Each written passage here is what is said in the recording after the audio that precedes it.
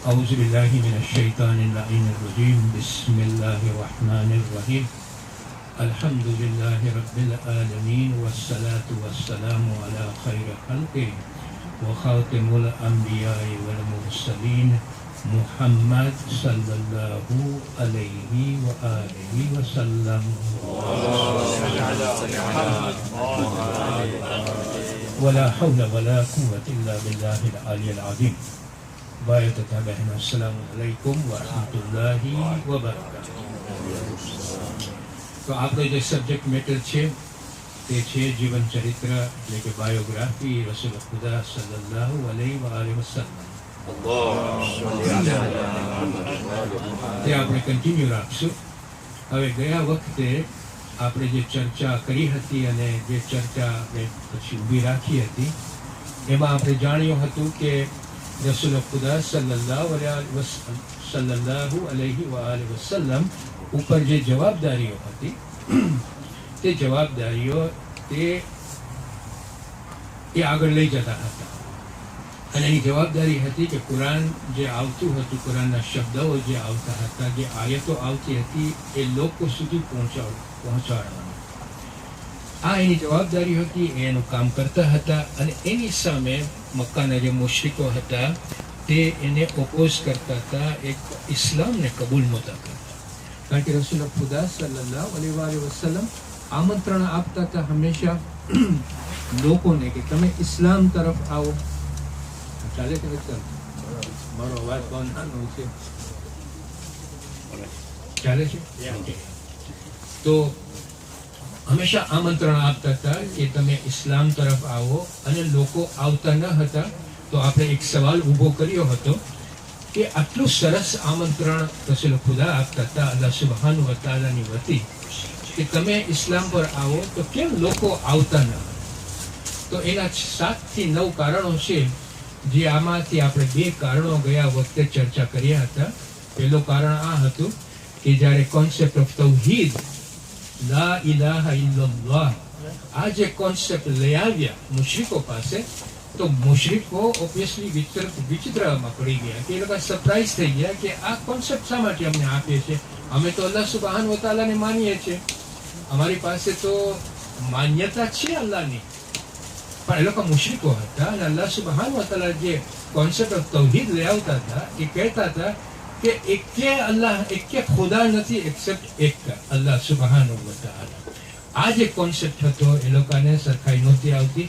કારણ કે આ કોન્સેપ્ટ એ લોકોને કહેતું હતું કે તમારા બધા ખુદાઓનો હવે ખાક કરી નાખો, તમે એક જ અલ્લાહ સુબ્હાનહુ વ તઆલા ઉપર માન્યતા રાખો. તો આ કોન્સેપ્ટ એ લોકોની માન્યતા ઉપર જાતી ન હતી, એટલે એ લોકો માનતા ન હતા અને વેલકમ ન કર્યા આ પર્ટિક્યુલર આમંત્રણ. બીજું રીઝન જે આપણને મળે છે ઇતિહાસમાં તે આ છે કે આરબ જાત જે હતી ને એ પોતાને બહુ સુપીરિયર જાણતી. એમ સમજતા હતા કે અમે બધા કરતા આગળ છે, અને એ લોકો પોતાની ખાનદાની અને નોબિલિટીને બહુ આગળ સમજતા હતા. અને દેટ વોઝ અનધર રીઝન કે એ લોકોને થયું કે જો અમે ઇસ્લામને કબૂલ કરશું તો આ જે અમારી સુપિરિયોરિટી છે એ સુપિરિયોરિટીનો મકસદ કોઈ રહેશે નહીં પછી. તો આ 2 કારણો હતા. આજે આપણે ત્રીજું કારણ ઉપર જાય. ત્રીજું કારણ જે છે એ છે ગુજરાતીમાં આપણે કહીએ રસી કસી. રસી કસી જાણો છો? નહીં, કોઈને સમજ નહીં પડતી. રસી કસી એટલે રાઇવલરી. ઓકે, હું તમને સમજાવું કે આ રાઇવલરીના લીધે ઇસ્લામને એ લોકો એક્સેપ્ટ નહોતા કરતા. હવે અરબની જે કુરૈશ ટ્રાઇબ હતી ને એ બધાથી સ્ટ્રોંગ ટ્રાઇબ હતી, બધાથી સોશિયો પોલિટિકલ અને ઇકોનોમિકલી વેરી સ્ટ્રોંગ. પણ કુરૈશની જે ટ્રાઇબ હતી ને એમાં સબ ટ્રાઇબ્સ હતા, જેમ કે બની ઉમૈયા, જેમ કે બની હાશિમ. હવે એવી ઘણી ટ્રાઇબો હતી ને એકબીજા સાથે એ લોકો કોમ્પિટિશન, એકબીજા સાથે એ લોકો રાઇવલરી કરતા. અને શા માટે એ લોકો રાઇવલરી કરતા હતા? કારણ કે એ લોકોને ખપતું હતું કે જો અમે આ કોમ્પિટિશનમાં અમે જીતી જાય, આ રાઇવલરીમાં અમે જીતી જાય, તો અમારું ઇન્ફ્લુઅન્સ કુરૈશ ટ્રાઇબમાં બધાથી વધારે હશે. એટલે એ લોકો આ કોમ્પિટિશન હંમેશા કરતા હતા. હવે બની હાશિમ જે હતા એ લોકોનું ઇન્ફ્લુઅન્સ વેરી પાવરફુલ હતું. એ લોકો વેલ્ધી નહોતા, દે વર નોટ વેલ્ધી, એ લોકો પાસે સંપત્તિ નથી, પણ કારણ કે એ લોકોની પાસે કાબાની ચાવીઓ હતી, કારણ કે એ લોકો પિલગ્રિમ્સને નું ધ્યાન રાખતા હતા, અને આમ એ અબ્દુલ મનાફ જે હતા, કુસૈસના જે છોકરા હતા, અબ્દુલ મનાફના 2 છોકરાઓ હતા બાય ધ વે, એકનું નામ હતું હિશામ, ભૂલાઈ ગયું મને, પૂછતા નહીં કોણ હતું, પણ અબ્દુલ મનાફ એક છોકરો હતો હિશામ, અને બીજો હતો અબ્દુલ શમ્સ. હિશામ પછી એની પાસે ચાવી આવી મક્કાની, અને પછી જ્યારે એના પછી આવી અબુ તાલિબ, અબ્દુલ મુત્તલિબ પાસે, અને રસૂલ ખુદાના વખતમાં અબ્બાસ એના અંકલ પાસે આ ચાવી હતી, અને બની ઉમૈયા પાસે લશ્કરનું ધ્યાન રાખવાનું, એટલે કે આવી રિસ્પોન્સિબિલિટી બધી હતી. પણ કારણ કે બની હાશિમ પાસે આ ચાવીઓ હતી મક્કા કાબાની, તો એ લોકોનું ઇન્ફ્લુઅન્સ વધારે હતું. અને આ લોકો આગેવાનો જે હતા ને કુરૈશના, એ લોકોને ખબર હતી કે જો રસૂલ ખુદા બની હાશિમમાંથી છે, અને જો ઇસ્લામ કબૂલ થશે તો બની હાશિમનું જોર વધી જશે. એટલે અહીંયા આ એક બીજી રાઇવલરી ઊભી થઈને તમે જોશો તો ઇતિહાસમાં આપણને અબુ જહલ કે જે રસૂલ ખુદાની અગેન્સ્ટ હતો અને જે બની હાશિમમાંથી નહોતો, એના જે શબ્દો હતા એ ઐતિહાસિક શબ્દો છે. એમાં એ શું કે અમે એ બોલે છે કે અમે હંમેશા બની હાશિમ અને અબ્દુલ મનાફની જે પેઢીઓ છે ને એની સામે અમે રાઇવલરીમાં હતા, કોમ્પિટિશનમાં હતા હંમેશા. એ લોકો જો કોઈ માણસોને જમવાનું આપે તો અમે એનાથી વધારે જમવાનું આપતા હતા. એ કોઈ સંપત્તિ આપે કે વેલ્થ આપે, કોઈ પૈસા આપે તો અમે પણ પૈસા આપતા હતા. આ રાઇવલરી એવી રીતે થયા જ કરી છેલ્લે બાકી બની હાશિમમાંથી આ પ્રોફેટ નીકળ્યા. એટલે એવી રીતના બોલે છે કે મોહમ્મદ નીકળ્યા કે જે પોતે પૈગંબર, એટલે કે પૈગંબર એ લોકો એનાઉન્સ કર્યા કે બની હાશિમ માંથી આ પૈગંબર નીકળ્યો છે, અને એને આકાશમાંથી વહીઓ આવી છે. આ અમે ન કરી શક્યા, અને અમે હંમેશા આ મેસેજને અમે કબૂલ જ ન કરીએ. This was the extent of rivalry. આ રાઇવલરી પછી કોમ્પિટિશન, જેલસી બની, અને છેલ્લે બાકી કોન્ફ્રન્ટેશન પણ આવ્યું. સો ધીસ ઇઝ હાઉ એ લોકો ઇસ્લામને નહોતા માનતા, કારણ કે એ લોકો they did not think the usefulness of Islam. They just considered કે એ લોકોની સ્ટેટસ જે છે એ સ્ટેટસ સારી હોવી જોઈએ અને ઉપર હોવી જોઈએ.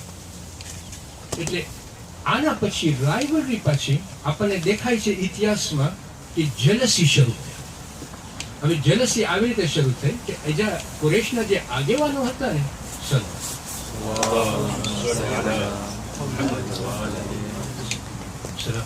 જે આગેવાનો હતા ને કુરૈશના, એ લોકોને એમ થતું હતું કે આ યતીમ, આ ઓર્ફન કે જે એની પાસે કોઈ જાતના પૈસાઓ નથી, એની પાસે કોઈ સ્ટેટસ નથી, અને આ યતીમ હવે એવા શબ્દો લઈ આવે છે કે જે શબ્દો લોકો સાંભળીને એ શબ્દો ઉપર હવે અમલ કરવા બેસી ગયા છે, મીન્સ ઇસ્લામને એક્સેપ્ટ કરવા મંડી ગયા છે. તો એ લોકોના ખ્યાલમાં આ વસ્તુ આવી ગઈ કે જો આ ઇસ્લામ જો આગળ વધશે, then we will not be able to control the society, જેનો કંટ્રોલ લોકોના હાથમાં. અને એકચ્યુઅલી આ જેલસી આપણને ખબર પડે છે ઇતિહાસમાં. એક માણસ હતો, એનું નામ હતું હજ્જાજ સામસી.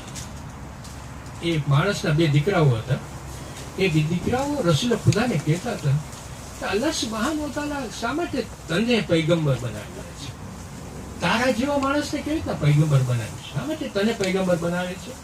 કે જ્યારે બની કુરૈશમાં, એટલે કે કુરૈશની ટ્રાઇબમાં કેટલા ઉંમરના તારાથી મોટા છે, અને કેટલા સંપત્તિવાળા માણસો છે, કેટલા વેલ્ધી માણસો છે, કેટલા હાયર સ્ટેટસના માણસો, તને આપ્યા પૈગંબરશીપ. અને પછી એના ઉપરાંત એને શું કહેતા હતા 2 દીકરાઓ કે તું દીવાનો છો, એટલે કે તું ગાંડો છો. તારું જે ગાંડુપણું છે ને એ તને આ યહૂદીઓ અને નસારા શીખાડ્યા છે. હવે આવી જયારે વાતો કરતા હતા ત્યારે રસૂલ ખુદા એકચ્યુઅલી કર્સ્ડ ધીસ 2 sons of હજ્જાજ સામસી. અને આપણને મળે છે આનો કુરાનમાં આનું રિલેશનશિપ આપણને મળે છે સૂરે દુખાનમાં, કે જ્યારે અલ્લાહ સુબ્હાનહુ વ તઆલા કહે છે કે તેઓએ પોતાનું મોઢું ફેરવી અને રસૂલ ખુદાને કહેતા હતા કે આ શીખવેલો દીવાનો છે. આ શીખવેલો ને કોઈ એને ગાંડો બનાવ્યો છે. અને ગાંડો બનાવ્યો કોણ છે? એ લોકો પ્રમાણે યહૂદીઓ અને નસારા. તો આનું રિલેશનશિપ આપણને સૂરજ દુખાનમાં પણ મળે છે. અને છેલ્લે બાકી લડાઈમાં જે હઝરત અલી અલૈહિસ્સલામની સામે જે લડાઈ થતી હતી, બે દીકરાઓ હતા અને હઝરત અલી અલૈહિસ્સલામ આ લોકોને માર્યા હતા. તો આપણને આ વસ્તુ આપણને મળે છે. એટલું જ નહીં, પણ આપણે જોશું ને તો ઇતિહાસમાં આપણને મળશે કે મક્કા અને તઈફ જે બે મોટા શહેરો હતા, 3 શહેરો હતા એ જમાનામાં મોટામાં મોટા. એક હતું મક્કા, બીજું હતું મદીના અને ત્રીજું હતું તઈફ. આ મક્કા અને તઈફના માણસો હંમેશા કહેતા હતા કે કેમ અલ્લાહ સુબહાનહુ વ તઆલા આ પૈગંબર ઉપર, આ મુહમ્મદ ઉપર કુરાન મોકલ્યું છે કે જ્યારે મક્કામાં અને તઈફમાં કેટલા પવિત્ર માણસો છે, કેટલા વેલ નોન માણસો અને પર્સનાલિટી છે, એના ઉપર કેમ નથી મોકલતા? ત્યારે અલ્લાહ સુબહાનહુ વ તઆલા એકચ્યુઅલી આ કિસ્સો આપણને મળે છે સૂરે ઝખરૂફમાં, આયત નંબર 31 ને નંબર 32. આ આયત જે છે 31 માં આ કિસ્સાને રિલેશનશિપમાં અલ્લાહ સુબહાનહુ વ તઆલા કહે છે કે આ મક્કા, આ બે સિટી એટલે કે મક્કા અને તઈફ વાળાઓ આવી રીતે વાત કરતા હતા કે અમારામાંથી કેમ કોઈને કુરાન ન મોકલી આવે. અને આયત નંબર 32 માં અલ્લાહ સુબહાનહુ વ તઆલા જવાબ આપે છે. અને જો જવાબ કેવો છે, જે છે કે આ લોકો મારી રહેમતને આવી રીતે વેચે છે. What does that mean? Prophet was a rahmat, બરાબર ને, કે rahmatul lil alamin, કે એને રહમત તરીકે અહીંયા મોકલ્યા હતા. તો અલ્લાહ સુબહાનહુ વ તઆલા આયત નંબર 32 માં કહે છે કે મારી રહેમતને આવી રીતે વેચે છે. શું મારી રોજીને પણ આવી રીતે વેચે છે? મતલબ કહેવાનો એ કે મારી રહેમત હું મોકલાવું છું, તમે શા માટે એને વેચો છો આવી રીતે? શા માટે તમે કહો છો કે આવી રીતે ના આવવું જોઈએ ને આમ થવું જોઈએ? આ હક તો મારો છે, હું કોને પૈગંબર બનાવું એ હક મારો છે, તમારો નથી ને. પછી જોઈ શું કહે છે, પછી કહે છે આ મેં તમને જે રોજી આપી છે ને એ પણ મેં તમને આપી છે, અને તમે એવી રીતે કરો છો કે તમને જે ગમતું હોય એને તમે રોજી આપો છો. બરાબર કે નહીં? બરાબર નથી. જે માણસ હકદાર છે એને પણ તમે તમારી રોજીઓ જે મેં તમને આપી છે ને એ તમે શેર કરો. અને હું આવી રીતે માણસોને, એટલે કે મેં બધાની રોજી તબક્કાઓ ઉપર આપી છે, સ્ટેજીસ ઉપર આપી છે, જુદી જુદી રીતે આપી છે, જેથી કરીને તમે માણસોને તમારા સર્વિસમાં લઈ લો, તમે એ લોકોને કામે ચડાવો, તમે એને મદદ કરો. પછી અલ્લાહ સુબહાનહુ વ તઆલા કહે છે રસૂલ ખુદાને કે તારો પરવરદિગાર રહેમતમાં બધાથી સારો છે. So this is another idea we get from the Quran કે આ લોકોની જેલસી એટલી હદ સુધી પહોંચી ગઈ હતી, to the extent કે એ લોકો રસૂલ ખુદાને કહેતા હતા કે જો અમે તમને માનશું નહીં, અમે તને માનશું નહીં, કારણ કે તારો જે દિન છે ને એ દિનમાં હલકા અને ગરીબો માણસો તારા દિનને માને છે. અને અમે શા માટે આ હલકા અને ગરીબો સાથે મેળવીને તારા દિન ઉપર અમે અમારું ઈમાન રાખીએ? સી એ લોકોની સુપિરિયોરિટી. જ્યારે માણસમાં જેલસી અને સુપિરિયોરિટી આવી જાય, પોતાને હું પદ એટલે કે હું કાંઈક છું એ જ્યારે આવી જાય ને, ત્યારે કોઈ સારી વસ્તુ પણ આપણી સામે આવે ને તો એ આપણને સારી વસ્તુ સારી નહીં દેખાય. આપણને એમ થશે કે હું કેમ, હું સુપિરિયર છું એ દેખાશે, અદેખાઈ દેખાશે, જેલસી દેખાશે, મારી સુપિરિયોરિટી દેખાશે. અને બધી સારી વસ્તુ જે તમારી સામે અલ્લાહ સુબહાનહુ વ તઆલા પેશ કરે, તમને સારી ઓપોર્ચ્યુનિટી પણ આપે, એ તમે લેવા કબૂલ નહીં હો. શા માટે? Because of your jealousy, because of your superiority, because of your arrogance. એટલે અલ્લાહ સુબહાનહુ વ તઆલા એરોગન્સના લીધે શૈતાનને પણ કાઢી નાખ્યો. એરોગન્સ એટલી ખરાબ વસ્તુ છે. જ્યારે સુપિરિયોરિટી આવી જાય ત્યારે જો આવી વાતો શરૂ થાય, આ હલકા માણસોની સાથે અમે કેમ બેસીએ? અમે તો જુદા જ માણસો છે.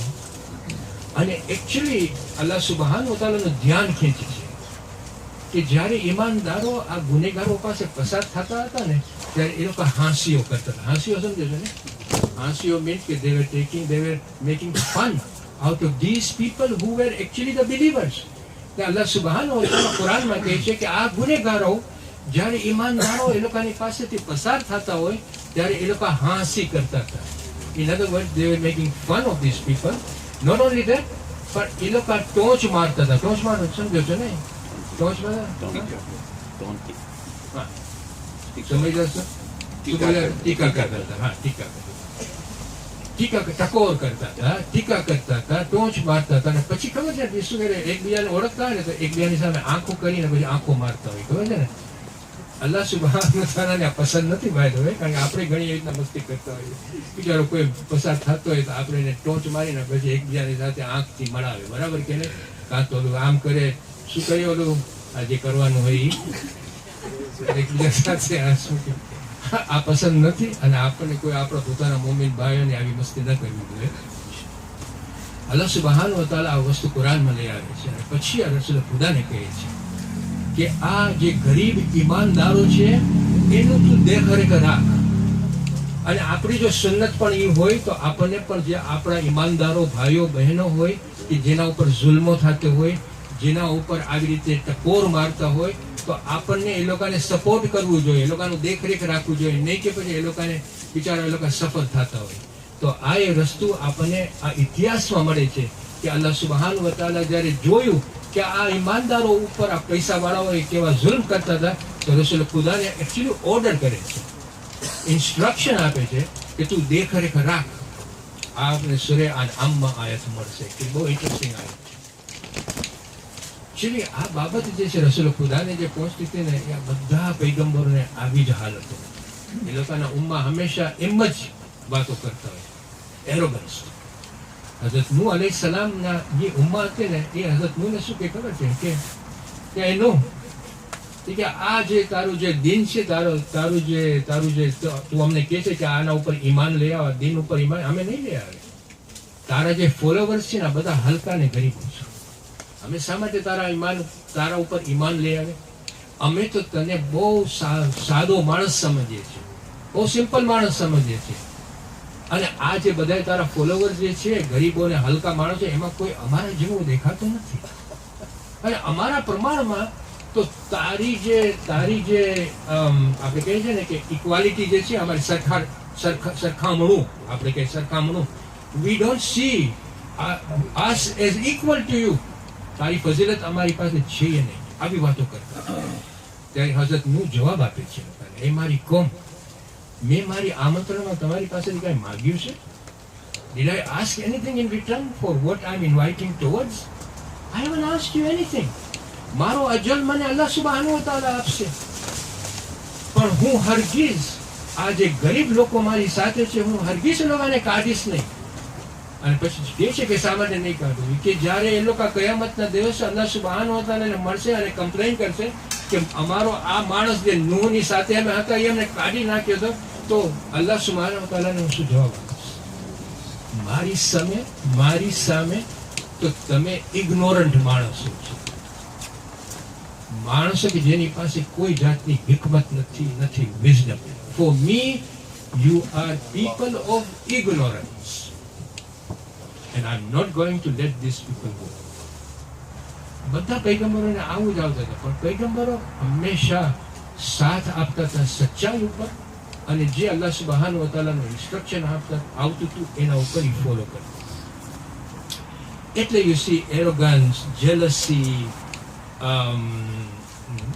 હરીફાઈનો મતલબ રાઇવલરી, આ બધુંના લીધે લોકોને જ્યારે આમંત્રણ આપતા હતા રસૂલ ખુદા, એ લોકો આ આમંત્રણને સ્વીકારતા નહોતા, ઇનફેક્ટ એના વિરોધ થતા હતા. they became the enemy of Islam as well as Rasool ખુદા. આ ત્રીજું કારણ હતું. વેરી વેરી બ્રીફલી, ચોથું કારણ જે હતું એ આ હતું કે ઇસ્લામના આવવાથી આ આગેવાનો જે હતા ને કુરૈશના, એ લોકોને એમ હતું કે આખું મક્કાની સોસાયટી એ લોકો ઓર્ડર કર્યા. ઓર્ડર સમજો છો ને? ઓર્ડર કર્યા હતા. એ લોકો એવી રીતે ગોઠવ્યા હતા કે એ લોકોનો પાવર હંમેશા ઉપર હોય, ગરીબો હંમેશા ત્યાં જ હોય. એટલે કે માણસોને વર્ગ એટલે કે સ્ટેટસ ઉપર નાખી દીધા હતા કે જે ઉપરના ભાગમાં હોય હંમેશા ઉપર જ રહે, જે ગરીબનો ભાગ હોય ગરીબ જ રહે. તો આ એ લોકોની સ્ટેબલ સોસાયટી બનાવ્યા હતા આવી. અને એ લોકોને ખબર હતી કે ઇસ્લામના આવવાથી આ જે ઓર્ડર છે ને, દેટ વુડ બી રેક્ટ, ડિસ્ટેબલાઇઝ કરી નાખશે, અને એ લોકોનું જે જોર ઉપર છે એ જુઓ સાવ નીચે પાડી નાખશે. હવે જો એ લોકો કેટલા ઇન્ટેલેક્ચ્યુઅલી કેટલા સ્માર્ટ હતા, અને આજે આપણે જોશું ને તો આ સ્માર્ટનેસ આપણે દેખાશે. એ લોકોએ શું કર્યું કે એ લોકોએ બધાને ભાગલા પાડી નાખ્યા. કે અમે કુરેશ છે, we will be the top. તમે આ ટ્રાઇબના છો, તમે આ કામ કરજો. તમે આ ટ્રાઇબના છો, તમે આ કામ. સાવ સ્લેવ્સ હોય એ લોકોને સાવ નીચે રાખ્યા. તમારું કામ આ જ છે, તમે કોઈ દિવસ ઉપર નહીં આવો. એટલે કે એ લોકોના મગજમાં એમ રાખ્યા હતા કે કોઈ દિવસ આ ભાગ ઉપર ના આવે, આ ભાગ ત્યાં રહે, અમે હંમેશા ઉપર રહે. હવે how did they manage to keep that? What they did was this. એ લોકોની જે માન્યતા હતી ને, રિલિજન, એ લોકો એવું રિલિજન પ્રોડ્યુસ કર્યા. કારણ કે રિલિજન હંમેશા આપણને ઇમોશનલી બનાવે. આપણને એમ લાગે કે જો હું આ નહીં કરું ને તો મને શું થશે મારું. સો વી આર અનસર્ટન. અને બીકોઝ આપણે પછી એવા મિથોલોજીમાં ગળી જાય કે આપણે થાય કે હવે ઓલો કાળી બિલાડી મારી સામેથી વટાય છે, તો હવે મને ખબર છે કે મારાથી કાંઈ થવાનું જ છે. ઓલી આપણે લેડરને શું કહેવાય ગુજરાતીમાં? હા, સીડી. આ સીડીની વચમાંથી હું જઈશ તો કાંઈ ખરાબી મારા ઉપર આવશે. કે રાતના આપણે નખ કાપી, જો કાપીશ તો કાંઈ થઈ જશે મને. આ બધી વસ્તુઓ જે છે ને એ આપણા મગજમાં હંમેશા ગળી જાય ને પછી આપણે એ જ અંધકારમાં રહીએ, એ જ ઇગ્નોરન્સમાં આપણે રહીએ. આ લોકોએ શું કર્યું કે એ લોકો મૂર્તિ પૂજા શરૂ કરી દીધી, બરાબર કે નહીં? મૂર્તિ પૂજામાં પછી એ લોકો આઇડલ્સ બનાવ્યા. એ આઇડલ્સમાં એ લોકો અમુક આઇડલને કે જો તમને વેલથી બનવું હોય ને તો આ આઇડલને તમે ખુશ રાખો. જો તમે ખુશ નહીં રાખો ને તો એ તમારા ઉપર હંમેશા ગુસ્સો કરશે. અને તમને જો છોકરાઓ ખપતા હોય તો તમે આ આઇડલને વર્શિપ કરો. અને જો તમે આઇડલને ગુસ્સો આપશો તો તમને છોકરાઓ નહીં મળે. જો તમને સંપત્તિ ખપતી હોય કે તમને પછી મેરેજ કરવું હોય, તમને જર્ની ઉપર જવું હોય તો આઇડલને તમે કરો, આઇડલને કરો. હવે ઓલો આઇડલ એની આંખે પછી એવી જ બનાવી હોય કે ગુસ્સો જ હોય હંમેશા. એટલે આ માણસને એમ જ થાય કે હું આ આઇડલને ખુશ કરીશ ને તો જ હું આગળ આવીશ. હવે આઇડલ ખુશ થશે? નહીં થાય. પણ આ લોકોની માન્યતા એવી કરી નાખી હતી કે તમે આઇડલને જો, અને બ્લેમ પછી કોને કરતા હતા કે જો તમે એ સ્થિતિ ઉપર ગયો છો કારણ કે તમે આઇડલને ગુસ્સો કરાવો છો. તમે જો પૈસા આપશો ને, તમે જો એના વતી કાંઈક સદકો આપશો કે કાંઈ આપશો ને તો વાંધો નહીં આવે. ઇન્શાલ્લાહ કાંઈ થઈ જાય. ઇન્શાલ્લાહ તો નહીં બોલે પણ કે આ તમારા ઉપર બોલાય છે, સોરી વાત. પણ આ મૂર્તિ જે છે ને એ હસશે ને તમારો ગુસ્સો નહીં કરે, અને છે ને તમારી સ્થિતિ આગળ વધશે. So they interconnected their social order with the religious order, their manyata. And they interconnected it so well કે કોઈ દિવસ કુરેશને કોઈ બ્લેમ જ ન કરે. મૂર્તિનો જ બ્લેમ કરતો હોય, અમારા ઉપર ગુસ્સો રાખે છે એટલે હું ઉપર નથી આવતો. This is how they kept that order going for such a long time. And they knew કે જ્યારે ઇસ્લામ આવશે ને તો આ ઓર્ડરને નાબૂદ કરી. અને એ લોકોને ખબર હતી કે અમારા જેવા બુઢાઓ જે છે ને એ લોકો તો આ જ માન્યતા ઉપર રહેશે, પણ અમારા જે નવજવાનો છે ને એ લોકોને અમે કંટ્રોલ નહીં કરી શકીએ. આ જે વસ્તુ જે છે ને કે નવજવાનોને હંમેશા આપણે વ્યાધિ થાય કે અમારા નવજવાનો ઉપર જો કંટ્રોલ કરે છે. ઇનફેક્ટ રસૂલ ખુદાને એ લોકોએ ઇલ્ઝામ નાખ્યો હતો. એ લોકોને કહે કે તું છે ને અમારી ફેમિલીમાં ડિવિઝન લઈ આવે છે, તું અમારા દીકરાઓને અમારી પાસેથી કાઢી નાખે છે. કારણ કે બાપને એક દીકરો અબુ સુફિયાન સાથે હોય અને એક દીકરો રસૂલ ખુદા સાથે હતો. તો એ લોકો એને કહેતા હતા કે તું જો અમારામાં ડિવિઝન લઈ આવે છે. And they knew કે it would be very difficult to control the youths. અને આપણી પાસે આ જ સવાલો હંમેશા ઊભા જ હોય છે કે આપણા યુથ્સને આપણે કેવી રીતે આપણી સાથે રાખીએ. પણ આપણા યુથને જો આપણે સરખી રીતે સમજાવી ન શકીએ, એ લોકોની જે ચેલેન્જીસ છે એને આપણે સરખી રીતે જવાબ ના આપીએ તો એ યુથ બીજે બાજુ જાશે જ ખરી ટુ ગેટ ધી આન્સર. એટલે આ સવાલ જે છે એ આપણા માટે અત્યારે પણ મોટો હતો ને ત્યારે પણ મોટો છે. મને અત્યારે મારો ટાઈમ નથી કે આ સવાલ ઉપર હું જરાક વધારે આપણે એનાલિસિસ આપીએ, પણ નેક્સ્ટ ટાઈમ આપણે ઇન્શાલ્લાહ આ વસ્તુથી આપણે શરૂ કરશું. અને પછી બીજા કારણો હતા જે ઇસ્લામ એ લોકો એક્સેપ્ટ નહોતા કરતા એના ઉપર આપણે વધારે ચર્ચા કરશું. વસ્સલામુ અલૈકુમ વરહમતુલ્લાહિ વબરકાતુહુ.